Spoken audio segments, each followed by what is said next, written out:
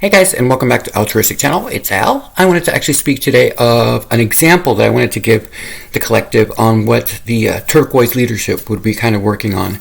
And it's just a point of reference that I thought would be helpful for all of us to kind of understand what it is that a vision like that would be. And the best way to do it sometimes is to illustrate a perfect example of something that a group would be doing, right, or be working on.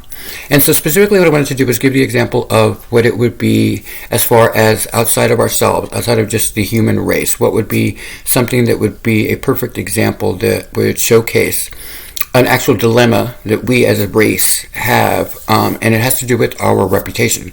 And let's say that we can remove ourselves from a situation and keep our emotions at bay or our judgments at bay and look at it from a global standpoint and try to understand what it might look like to an outside source, whatever it be, whether it be a higher power or an advanced race or whatever it is, and try to find why we're going through this era of transformation and what are some of the key factors that are influencing the external energies to focus so much attention on trying to revamp the human race. And we can look at things like lower expressions like racism, homophobia, sexism, and stuff like that. But what I wanted to do was kind of move our perspective even further back for this particular peer group, because one of the things that I've found that, cosmically speaking, we are dealing with is we have a horrible reputation. As a race, we are narcissistic, we're self-indulgent in every possible way. We don't take accountability for our actions. We believe that we're better than other people. We're very materialistic. We tend to judge each other, and we don't actually hold a high reverence for a higher power because we're always trying to outdo the other person and always trying to say things that make our faith better than the other person's faith, and to the galaxy, if you will, that must look ridiculous, because as long as all paths lead to a higher power.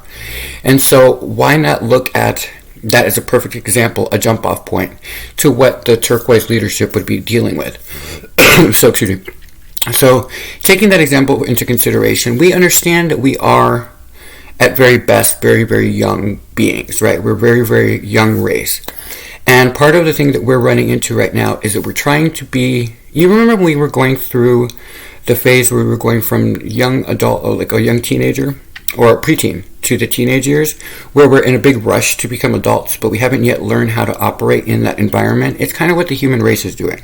So we're engaging in things that we don't yet understand. We're applying science only to places where you need spirituality involved, or we're adding spirituality where science should also be involved, and we're keeping the two houses apart from each other. And so the Turquoise leadership is kind of a group that would be like, well, we need to start bridging these gaps between them, because we're not meeting our possibilities here, because to the external world or to the external universe, we are dangerous. We are a cancerous energy because we don't work with each other. And so when you have that many parties divided, then everybody's doing different things and nobody actually is able to meet their goals. And so let's look at what the reputation would be like to the external energies around the universe. And removing the state of reality that we all live in, where we all believe that it's just us and that there's no one out there and that we're not being observed. Let's say, for example, that there is someone observing us and that we are, let's say something hypothetical, like an experiment from something bigger. Like let's say that another race, hypothetically speaking, created our race, the way that we're trying to create artificial intelligence and so forth. And say that they were trying to revisit something that had happened in their civilization, and each civilization is trying to beget a civilization that is more like what they say the Arcturians are, which was the Arcturians were the only race, they say, that was able to transcend war, famine, and all of that stuff. They were able to work together, and they were the only successful race that we are aware of in the collective that was able to advance. And so let's say that's a thing, that's actually true. So for us on the Turquoise leadership would be, how do we not guide people, how do we direct the collective in a way that doesn't take away rights, but that infuses the ability to expand their minds? How do we influence ourselves and project a better persona to the external factors that would be rewarding enough for them to, be invested in our day-to-day life? And so because we have such a horrible reputation, all I can say is that it's kind of like when you're in a school setting. You have a school that can be a little bit rough, right? There's a lot of movies from the 80s that are all about really rough schools that got turned around by a really amazing principal. And so why not use our principles to change the environment around us? And so for us, the task would be, well, how do we start working on the reputation that we have? So we would have to first start with the fact that we do act like children. We are big kids, and we sit there, we try to create life, but we don't respect it. We try to take away life because we think we own the other person. And so we have to start looking at where we can meet people at eye level and start to actually deal with them in a way where all of the bridges come together. And so what would be a great approach would be if a group of people that were the top of their particular field or were masters of some sort of center point that the divine finds of interest to come together and start looking at each other at eye level. Because there's this thing where people say, especially in writing or anything creative, where they say don't write to the top 2% of the population, write to the lower 98. And it's a degrading statement. It's actually a statement that looks your nose down at other people. And so from the get-go, you're already going to find most of the majority of people that are going to be not included in it. So starting with wording is super important for this particular group of people. Because if you can't meet somebody at eye level, then you're constantly looking down at them or they're looking up at you. And the truth of that is that everybody has a gift in our planet. Everybody has a purpose. And so why not start looking at what the purpose is of each individual person and start to find representation of a delegation that actually represents a majority of people, and so that those voices are always heard. So when we start to break it down into individual characterizations, then we start to realize we are really like a high school. So let's say that there's the queen bee. So we would identify who, someone that is a representation, a well-rounded person that the divine feels is worthy of holding that particular voice. And she's the queen bee. Very, very, maybe a little bit superficial, but also grounded. Someone who's intelligent, but also very much about like makeup and all that stuff. I mean, these are sweeping generalizations, but you get my point. She would represent a demographic of people that would be at the table, and her voice would be equally heard as everybody else's. I mean, it would be a whole vetting program, or process. But you understand my point. And then you would find like the loner like me who just kind of didn't really give a shit about anything and understand that they have their own intellect and then identify what those are. And so each person comes to the table and starts to answer questions that the peer group wants to know. So let's say that we want, instead of looking down at them, ask them the question. So what do you know about artificial intelligence? What do you know about, do you have any interest in a higher power? What is your interest in this? What is an interest in that? And so you basically form a new Senate, but not like not in a government program, but someone who's all about embracing the world and getting ourselves in a unified stance. And so if we focus our energy on that, then we start the ball rolling and people start to see they're seeing a mirrored reflection of themselves in a very powerful position that has something greater in mind. Their vision is to unite the planet, to make our reputation better, to use a better brand, to make our brand special. And I'll give you a perfect example where branding is not a good example, because I was supposed to say this in one of the last videos, but I thought it was inappropriate, but I think it's okay here. So, you know how we can always pick the wrong things to represent our brand, and we don't ever really know it until we test the market? In this scenario, what I wanted to say is I was at the beach the other day, and all I'm going to say is there was a girl that passed by me who was wearing super tight pants, and I could see the branding on her tampon. And I thought, ooh, ouch. That's probably not the best way to use your brand. So we would have to find, we would have to find a way in order for each of the delegates, if you will, to hold some sort of grounded energy, something that makes them unique, that stands out, but that's still representative of the whole. And so when you start to do that, then your brand becomes something that's researched, and it's something that represents people in the best positive light as opposed to the more negative. Our culture right now is very driven on pop culture, which is great, but it's artificial. There's no real substance behind it, and so people get bored really quickly, and so you see people turn on others. When someone's on the wheel going up, if the wheel of fortune is going up and they suddenly are becoming very famous for doing really amazing work, there's always a back end of that, and people for some reason like to rejoice in that down part. And so instead of focusing our energy on that, let's find people that are on the cusp of going up. And these individuals are people who have wholesome qualities. They don't have to be perfect, because there's no such thing as perfection. The divine is perfect, and we're all queries that the divine is having, right? So for us, we would want our brand to be trustworthy. And that's the biggest thing that I think that we as a peer group really need to invest our time in, is how do we convert the negativity and the doubt and the mistrust that exists now in the planet with the leadership and find a way to go the other way. And so what I mean by that is, have you ever noticed that when people in government, especially now, say something, especially like with this whole thing going on with the P word, we immediately go, that doesn't even make sense to you. Like, what the fuck are you talking about? And so immediately it's a distrust. So how do we earn the trust of other people? And that would be a really central point for the Turquoise leadership to focus on, because that would bring a very, very maternal aspect to it, and where there would be the paternal structure of people representing each particular demographic. We would also have the maternal aspect, which is we would have to be transparent. Our brand would have to be very, very, very, very clear. Everybody involved would have to basically be vetted, and everybody would have to be able to own their mistakes and actually have come through the fire and come out, smell like roses. I mean, I always quote Amazing Grace, you saved a wretch like me. These are people who are spiritually centered, but that may not believe in a God. They may just believe in a higher power. They may believe in the galaxy. They may believe in science. But if they're well-rounded and they allow others to have their faith and are willing to come to the table, then that's a brand people would be interested in seeing. And so when we're looking at things from that perspective, it becomes a little bit easier to start narrowing things down. And so for the Turquoise leadership, what I thought would be very interesting would be to focus on those two factors. What is our reputation as a whole? And look at it from all angles. And then how can we get the trust of the people that we're trying to reach? And instead of looking at a salesman attitude, why not bring people in on those two factors and watch the world blossom? Because we have a tendency to think that we know best, but if we did, we wouldn't be here. This is a learning vessel. So how do we teach everybody at the same eye level instead of teaching downwards? And so that's what the delegation is sort of about, right? And so this particular Senate group would be outside of politics. I mean, yeah, we would deal with political issues, but it would typically be where the political environment has failed, right? This particular group wouldn't be anybody who wants to be involved necessarily in politics or even in religion, because there's two houses that are very well established. But how do we bridge the gap and make it something that people are interested in and they will trust? Because right now, I can tell you for myself, I have a lot of questions on the vaccination. And because people are afraid to ask the question, I'm even less likely to get it. But if a group of people got together and answered the questions, then I would be on board. And see how simple that would be. It's just about addressing it and not in a way that talks down to people. There's a thing in the political environment where they think that we're too stupid. And to be quite honest, we're not. And we know that they're full of shit. And so then they're surprised that we can't stand them and that we can't wait for them to fall.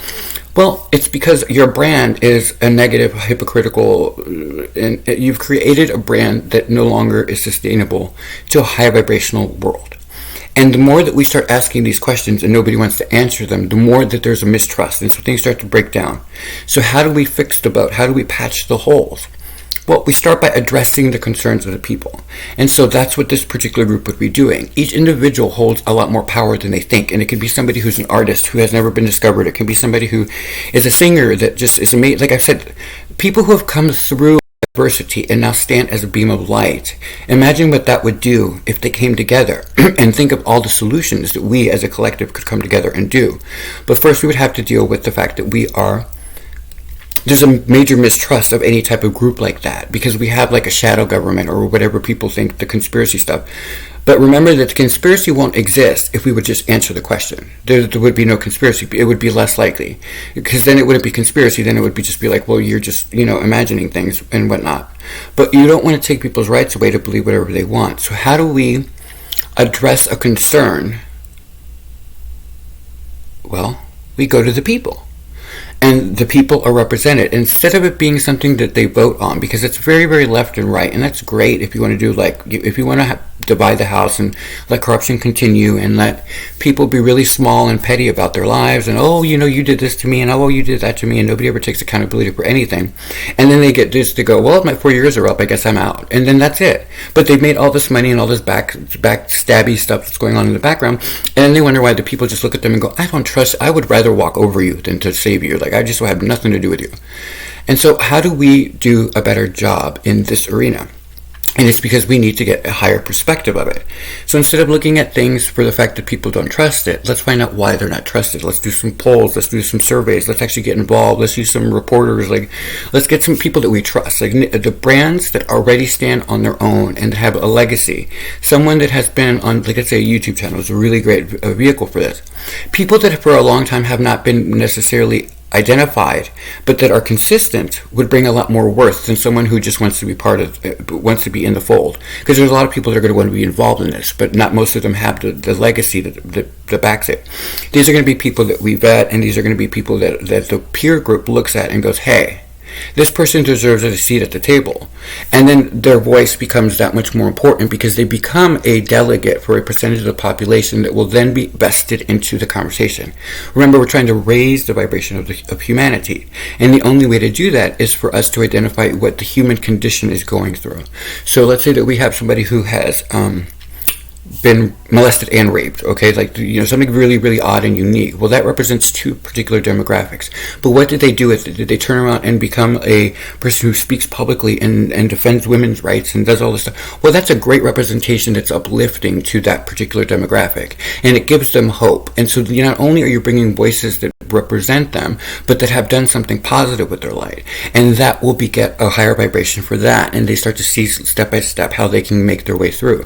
Or someone like me, I'm like a weird duck. I have like a lot of things that I've gone through in my life, but that's a really great representation, because at the table, then I represent not just that, but I represent molestation. I represent not a molester, but a molested person.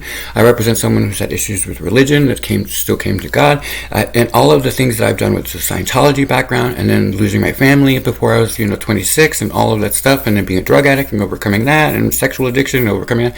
So I bring all of that with me, and so it's a unique identifying mark. But it's not like I just beat it. It's that I've actually turned my life into something that I want to. My passion is to uplift humanity. My whole thing is about bringing people together. It's a gift I have. My mother told me when I was very young that I have an amazing capability of bringing people from different groups together. And it wasn't until I found my path that I realized, how true that was. And so that's a representation of a bunch of different people. So each of us is going to bring a pool of people, and it's not just going to be like singular vision. It's going to be a multitude of people that you represent in your voice. People that generally would like somebody like that. Now, on the flip side of that, we would also need to have people who are like assholes and people who are a little bit materialistic and corrupted and stuff like that, because we would need to understand their questions. They may not have a seat at the table necessarily, but knowing them and asking them questions and picking their mind from a higher perspective would give us a more well-rounded way to unite everybody. And so we would have to be very careful. Like I always say, like, this particular group would probably not want to align with anything that is super corrupted. Like, we wouldn't want, no offense to you senators and congressmen and all that stuff, but we probably wouldn't want a representative from that, because there's so much mistrust in that environment that it wouldn't help anything. It would actually just make things more exacerbated. And so we would leave that house to itself, just like we would leave organized religion to itself. If there's corruptive influence in the house, if the devil's already in the house, we probably wouldn't want that attributed to our particular group, right? So we wouldn't, unfortunately, I know that people get triggered by this, but we wouldn't invite like somebody from the Catholic Church until they get rid of the child molesters. Once they do that, then they're invited to the table. But until that happens, then everybody would be looking at us like we're just as corrupted as that. Now, I'm not saying the whole church is. I know that people get all triggered by this, and people get all mad at me. But that's okay, because my intention is still proper. My intent is to bring the world together. And I'm not saying anything about the church. I'm saying about the child molester. You can't argue that there should be child molesters anywhere. So, you see what I'm saying? But we wouldn't want to bring that into the fold until that house is cleaned, because it would taint the rest of us. And remember, we're dealing with the reputation that humanity has of just being tainted. We're selfish and neurotic, and nobody wants to do anything that takes accountability and all that stuff. So the only way to do it justice, to bring justice to the world, would be to be very clear on what our guidelines are and what we are about. And so if we're about uniting the planet, then we would need to alienate anything that is going to divide it. And the only way to do that is to have a huge level of transparency, because that begets the trust that we need of the people. And so if we're able to do that, if we're able to address the concerns through this delegate of people, or whatever it is, that's one of the reasons I call this channel Altruistic Channel, is because it's very altruistic. I channel a lot of energy from the divine universe, and I'm very, very comfortable with it. People think that's flighty, but what you don't understand is I represent like 20% of the population. That's 20%. Some people only represent 5% of the population. It's special interest. So why are we addressing the 5% person when we can have somebody who represents 20 to 30% of the population? That's power. That's what I mean by individuals who have unique qualities that stand out, is because people will identify with that person more than the special interest. So when we're dealing with these things, we would literally need a code of conduct, and there would need to be transparency, and people think that's hard to do, but it's not. There are a lot of people now who have faced their fears. 2020 was a huge reset for the population, let's face it. We had to come to grip with our longevity and what our legacy was going to be. This is a legacy builder. These are individuals who have gone up above and beyond whatever the cross that they've had to bear in this lifetime. And now they're willing to stand in front of the people and take the heat for it, but in a way that's actually proactive. If someone comes at me, it's not going to be because of something that I did that has a negative connotation. It'll be because I asked a question that triggers them. That's okay. That's a positive thing because it's expansive. People, if they're being triggered, let's put it this way: if they're being triggered, they're watching and they're invested in the conversation, and so people will grow continuously. But if you have somebody that's already been corrupted or tainted, that has a legacy, that has a lot of things that they haven't cleared up, that's fresh, and they haven't done anything to be proactive for it, then when the people see that and they tune in, they will immediately discount that person. And if you have two of those, if you have one bad apple in the bunch, then what happens to the bunch? It's just people don't eat it, and so it's less likely to be picked. And so, because of the transparency thing, I thought, well, people are going to say that's really complicated, but I realized it's not. Because when we went through the 2020 reset, and people realized that not everybody was going to make it, and that people were passing away and stuff like that from whatever was going on, you have to then realize that, okay, well, what is it that I want my life to mean? Am I happy being materialistic? Like I've said, I had to come to balance. If you guys look at Altruistic channels, I made a whole video recently about the fact that I was mind blown about something, that an epiphany that came to me about where I was blocking myself with wealth. How come nobody ever talks about stuff like that? You see what I'm saying? Like, we don't talk about stuff like that. We don't talk about how some people are conditioned to believe that they must get approval to be wealthy, or that somehow we get this impression that to be spiritual means you must be exceedingly, not just humble, but you got to be poor, you got to suffer. You don't have to. You can rise above it. There are people who are born to privilege, who find God, and they have an equal voice in this world. So how do we find those individuals? And so this group would be focusing on how we make the world a better place, but in a way that brings people together that have chosen to be a representation of the best part of humanity. And we pull them together and we open the dialogue, warts and all, to the world. And slowly but surely, you start to build ever so quickly a following, and people start to become more and more. I mean, it would start basically with intelligentsia, to be quite honest with you, because they would be very interested in honest dialogue that is more debate-like. You know what I mean? Like, I'd made a comment about, like, we would have a conversation amongst the peer group, and it would be televised somehow. And what we would do is, I would say something like rephrase. And so when you would hear the word rephrase, what all that means is that you are narrow in your point of view at the moment, and that you might be turning people off. It's not a criticism of the other person. We're trying to be, we're trying to expand each other, and we're trying to make sure that we don't alienate other individuals, right? And so when I would say, like, someone would say rephrase, and all that would mean is you're going off of what your point is, and it would be something that would be very welcome to the other person, because it's like a peer group that's there to endorse you, and to make you feel big, and to make you feel worthy, and to make you feel like you're loved and nurtured. And that environment begets honesty, and so the more honest you are, that's great. But when you start to when you start to go down a path that starts to alienate others, or to be critical and judgy of other people, then you immediately start to close doors, and we're the complete opposite. So that's what the rephrase would be. And so that environment would beget a lot of interest, because people want to hear honest conversation with people with balls. And the thing about it is that when you're in an environment of a peer group that vets each other, and that likes each other, and that can work with each other, and that understands that each person has a valid point to be there, then you are more likely going to help the person grow in a positive way, instead of trying to find a negative way. And imagine what that would do for the environment around us. Imagine what that would do to the world, to see very powerful people come together and be like, say something stupid, and then the others rally around them in a very productive way. That's like, hey, did you mean it? Like, you wouldn't say, did you mean it that way, but you would say something to the effect of, like, hey, I know that you're trying to say something like, and then you would give them, you would try to give them an oar to get out of the water, and then they would get it, right? Like, because everybody's there to be nurturing.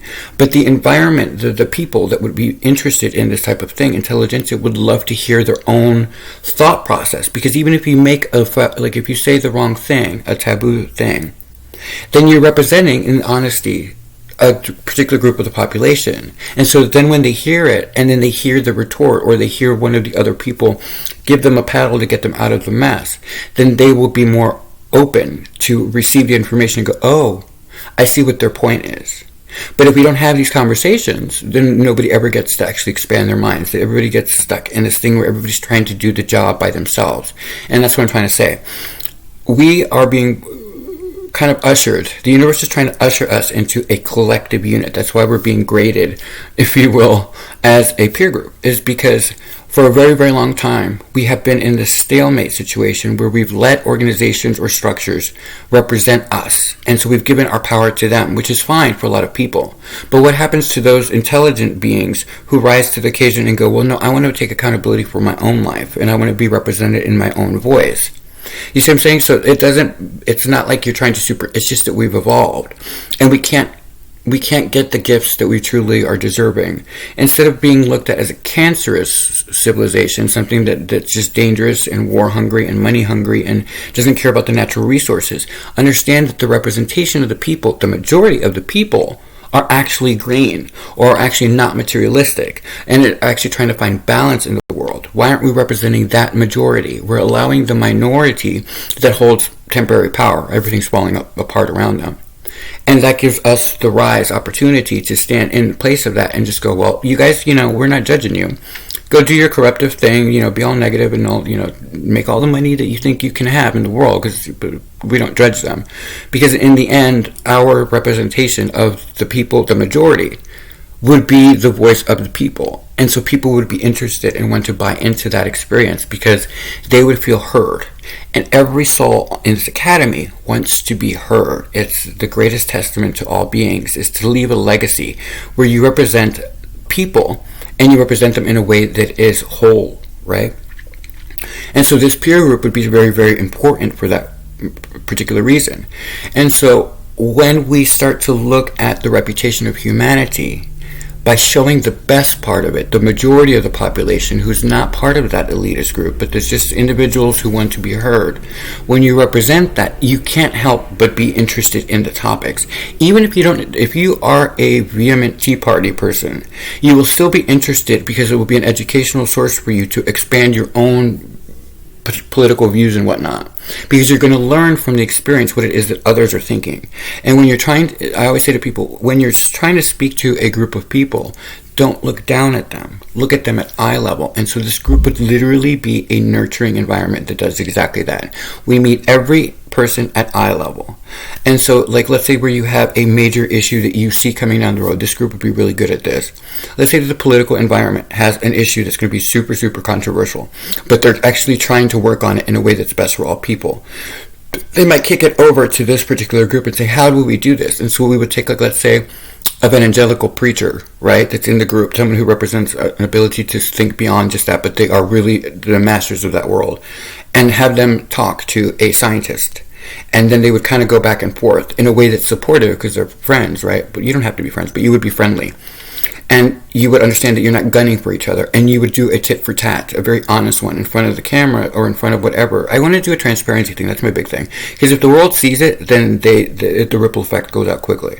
But if you don't and you keep it behind closed doors, it's like a tsunami. All the water gets sucked out. And then everybody's stuck for a long period of time, and it builds distrust. So if we make it transparent, then that's the whole goal, right? Because then everybody's watching the process. So they go back and forth in front of America, or in front of the world would be best. And what it does is that it allows the political party to see both sides of it. So each side is being represented no matter what, right? They understand the value of the educational experience. And the world gets to see the process. And so in between the two, even though they're separate entities, they are serving one another. And so the whole majority of us are represented in this turquoise leadership, but they're free of political ties. And that's a big important thing, right? And so they would help illustrate the two vantage points, going back and forth in a very healthy way. And that would let them learn what the other side is going to say and do. And so each side must then raise their vibration. They must meet the challenge that we're presenting. But it needs to be set, a bar needs to be set pretty high. And so that's what the Turquoise leadership would be doing. So our reputation is a really wonderful opportunity as an example of one of the things that we would need to deal with first, which is how do we break down the mistrust that exists between the people and those that are chosen to represent them. And I guarantee you the world would just change immediately, because if you make sure that someone is heard. Who's really good at this? Oprah Winfrey has a really good ability to do this. When the aha moments that she keeps speaking about is when people speak a truth of a group of people. And for those people, it's like an aha moment. They hear a reflection of themselves. We don't have enough of that in the world. We have a lot of self-interested assholes who are very all about themselves and, dildos up their own butt and like kissing each other's butt. I'm all about truth. So imagine what that would be like if a group of people were all about truth. And no matter where they came from, they were honest and they were humble about it. And they were just trying to get to an expansive point for themselves. And in that process, in that honesty, wouldn't that beget a wider array of people? And then other people would learn and grow in a very nurturing environment where we know that no one's in self-interest, like there's not a special interest involved in this group. It would just be like, Bill Gates and Melinda Gates, and it would be myself, and it would be, I don't know, Anderson Cooper, Oprah Winfrey, and then like people who aren't famous, but just people who have mastered their own thing, where they have a legacy of being honest and bringing that truth to the world, because we're sick of the lies. And the reason we know that is because everything is just falling apart, left, right, and center.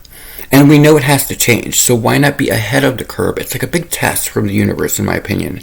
They're trying to see if we are worthy of what we're after, which is the ability to create artificial intelligence. It must be like a legacy thing that we have from other races or whatnot. But if we want the ability to take that ownership, to do something of creation, to add value to the universe and keep it expanding, then first we have to unite and find a common voice. And the only way to do that is for this particular group to come together and be honest and actually represent the truth of who they are and how they've overcome it, and stand as light, begetting a larger array of light. And it's one of those things that people think that can't be done, but I'm telling you, it really can. I'm not alone. I have a list. Like, I myself already have a list of people that I would love to work with. By the way, does anybody know Havasi? I think that man is brilliant. I have a download that I got. This is so random, but I have a download that I got that went with that song called Storm. The Storm? Dude. Brilliant, right? Like, brilliant composer. He tells stories with music. Imagine what that brain can do with an argument or something. Remember, we're trying to look at things from a different vantage point. So sometimes a singer can bring great value. Like Katy Perry, the songs that she picks, the lyrics that she chooses, is very spiritual. You know what I mean? If you look at her story, it's because of what she's been through. But isn't that a great eye for detail in reading something that might be a little bit ambiguous to other people? Her eye for detail to reach the spiritual community that is religious structure would be very important, I think, to the group. Or let's say Habasi, who I think is incredible. It just turns me on like crazy because of the music. He can tell a story. Well, imagine what he could do for promotional material for a deep cause that means a lot to us. Like if we want to end child trafficking, then that might be a passion project for that individual. You know what I mean? Or Oprah Winfrey, who's all about education and teaching people, might be very interested in doing something that once and for all ends enslavement. And you see what I'm saying? So each person brings something to the table, and that would be incredibly rewarding for them, and it also allow them to go do their own thing, but they would be represented in a pool of people in front of the world, doing an honest conversation with leaders who actually have earned their right. They're not motivated by money. These people, for the most part, would already have amassed their fortune. This is the next level, because the universe wants to see if we can get beyond the stalemate materialistic world. Everybody believes in inflated economies and stuff like that, and that's why I always worry about free money. There's no such thing. But we know that there's stuff that's going on in the background that just doesn't make sense. We know that there's lies and manipulation going on. And until we address it, we're going to have a situation where at some point, if we don't get ahead of the curve, it's going to collapse everywhere. And it's going to turn very violent very quickly. And so instead of allowing that to happen, why don't a group of us get together and start looking at what their concerns are and have an honest conversation away from the political environment? It doesn't matter if you're Republican or Democrat, if you're a teabagger or a monkey, or I don't care what the fuck you are. Whatever it is that you are, in this group, that would be secondary. Your first task would be to be you and to stand in your power and bring truth to the world from a vantage point that represents a group of people. And that is very different from what we have politically. And then the great thing about religion is that religion still needs to exist because it caters to people who really need to hear a higher source of information. And so they would have their own thing to deal with, right? But we would be standing in the middle. And that's the thing that I had mentioned, I think it was like 2 years ago when I started this channel, was the Altruistic channel was really about bringing people together and bringing a third entity, a third pyramid, if you will, that would exist to unite the planet. And so it's all about that mediator energy where it's like you're trying to connect spirituality to science, and you're trying to do it in a way that works with each other, and people that want to know one another, and people that have a voice that really changes the world. Remember, I can enter a room now and I immediately change the energy around me, and so do you at this particular vibration. And so imagine what we would do for the world if a group of us that did stuff like that, if we came together and just talked. And this is really simple to do. I mean, we can even do this while we're all in quarantine. I mean, everybody has like those little, what do you call them, video chat things. Imagine if we did a dry run with a group of people. I mean, this is for an investor, I guess, out there. I mean, I'm not going to worry about that part. Let the universe take care of all that. But you heard it here first. And we just literally have a dialogue with each other. And we don't even have to be in the same room at this moment. But imagine what the conversation would be. I mean, I would prefer, honestly, if we were in a room together since, you know, I'm not really big on this whole thing. But on the P word, I think it's a big whole bag of BS. But that's my personal opinion. It would be easier for us to be in a room and maybe have like 6 feet apart from each other if everybody's all about that. I don't really care. But it might be easier because logistically it might be a little complicated to have like 16 windows open and know when everybody's going to talk. Like that's going to be a little bit more complicated. But we can do it. It can be a dry run between 5 people. And 5 people just sit in a room and they have an honest conversation. We record it and then each of us plays it back and then we go, hey, I like this. Okay. Yeah, let's go with this. It's really simple. It's not complicated. It's something that we can all do. But until we are invested in leaving a legacy that's bigger than us, if we want to change the world, then we begin by just attracting the people that are willing to step up and be, like, here's the thing. What's the worst that can happen? You make a faux pas and you say something stupid. People say stupid things all the time. That's what we're all here to do. We're here to learn. But if you're not willing to actually put your foot in your mouth, then how the fuck are you ever going to grow? How are you representing, how are you using your fame or your power in a positive way if you're always perfect? I have no interest in perfect people. I have an interest in people who have flaws and who have overcome them or are working on themselves every day. That represents me. That's something that I don't see in the political world because I don't lie like that. Like, it's just like you can see in my history. I just don't. I tell the truth even if it costs me consequences because the world needs to change. It doesn't work that way. The corruptive, money-hungry, all that stuff, all it does is it's killing our planet, it's killing our race, and everybody's like all of a sudden all afraid of the V word. If you have the strength in a moral fiber, if you have your own ethical standards and you represent that in front of people, then at the very least they're going to respect the fact that you showed up as yourself. And if your voice carries weight, it will carry weight no matter where you are or who you are. But what do you bring to the table, and what are you willing to do to get what you need to do? Well, how do you want to change the reputation of a race that is very, very narcissistic? You know, like everybody's so materialistic, and there's nothing wrong with that, but you need a balance agent. And right now we live in a corruptive system. And there's like very elitist organizations and then very controlling organizations that tell you how to think, how to act, how to be, which it serves a purpose. And then there's an organization that's very corruptive and very all about themselves and don't represent the people. And so the people have no choice but to blow up. But if we can break that down in this group, then it will dissipate and people will feel heard. And there's no greater power than a group that honestly represents the people, because the people are dying for this. We're dying for this, guys. Like the race we're going to die if we don't get this shit together, because we're so divided and we can't even come to the table. If we don't have people to set this bar, it's going to collapse around us. I'm telling you right now, it's coming. But we don't have to let that happen. We don't have to let the world come to shit just because we're worried about a reputation. Well, what if I was handing you a key that would leave a reputation that all people would love you for the rest of time, as opposed to just having some money? Well, that's great. What did you do for humanity? You don't have to just be a humanitarian that works in the field. There are different humanitarians. I have a whole idea on that. I'm going to send some people to boot camp. That's what I'm going to do. But that's going to be a private venture of my own that helps people become... Like, if you want to work with the homeless, then why don't you be homeless for a week? Why don't you go and do the undercover work and actually live that experience and understand what it's truly like? Because otherwise you're just being someone that hasn't put the work into it. Just remember, our karma is changing. This is a reset. So imagine how well better off the world would be if people who had interest in mental issues, right, that go and spend a day as a volunteer in a mental hospital and see what that interaction is, or go prisons are a little bit more complicated, but go and experience what that's like in a setting that's like, I don't know, actors or whatnot. But we could create these environments that actually help people fully engross themselves into a situation so that they can honestly feel what they're speaking to, and those people become powerhouses. Those are the people who truly have the power in the world, because they don't talk up their own butts. They talk to a point, and they're going to go for it, and they're not going to stop until they get an honest answer. And there's nothing wrong with saying, I really don't know. I don't know the answer to that.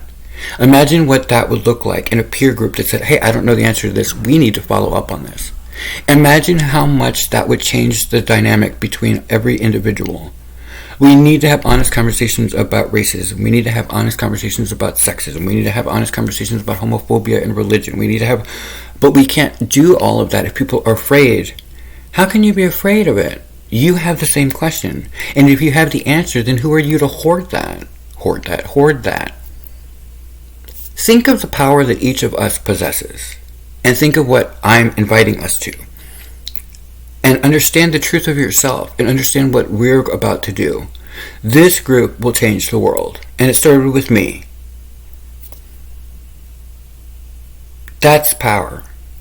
Remember, I always said this, I'm not here to play the game, I'm here to change the game. And so are you. If you are any type of powerful person, then you know this already about yourself. You're not here to play. You already won. Now, what are you going to do about it? Or is that your legacy? Great, you build an empire. Anybody can build an anthill. What do you do for the environment? What do you do for the surrounding ants? What do you do for your colony? What do you do for civilization? And that's what I'm talking about when I'm handing these keys out. It's like, that's what I'm saying to you all. Step up. By being you. That's a legacy worth leaving. Anyway, that's a perfect example, I thought, guys. So that's it for me, Al, on Altruistic Channels. I hope you guys have a great day. Y'all know how to contact me. And I really hope that this starts to move quickly. The world is in a situation, honestly, where we don't feel like there's anyone steering the vessel. And this is a great opportunity for a group of people who have the right intentions to do so. Just food for thought. Thanks, guys. Have a great day. Bye.